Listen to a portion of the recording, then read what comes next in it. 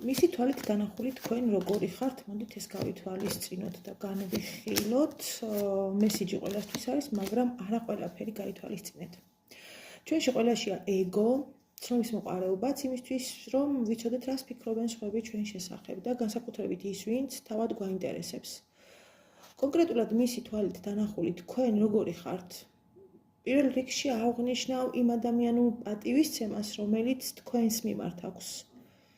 თავიდან სხვანაირი, უფრო ზედაპირული ეკონეთ, თუმცა მოგვიანებით თქვენი მიდგომებიდან, ქმედებებიდან გამომდინარე, ჩაწვდა თქვენი პიროვნების იმ ღირებულებებს, რომლებზეც წარმოდგენა არ ჰქონდა.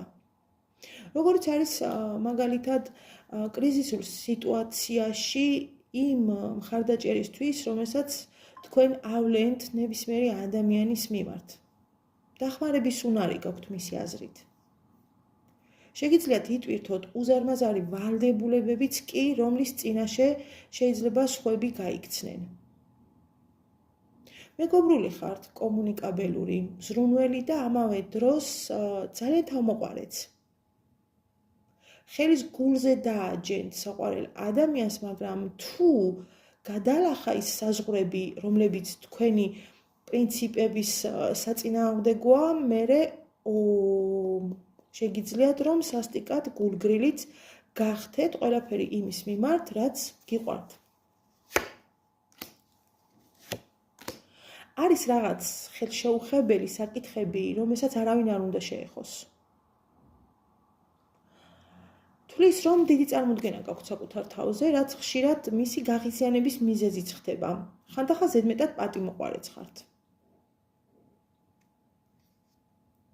აბრაზებს ის ფაქტიც, რომ უნდა მებრძვით ხან ჯიბრით, ხან კითხვებით, ხან მეწვრილმანეობით, ეჭვიანობით, ეგოიზმით, თუმცა ეს ერთგვარი ადრენალინია მისთვის. უფრო საინტერესო ხართ ამ შემთხვევაში, ვიდრე მოსაწყენი.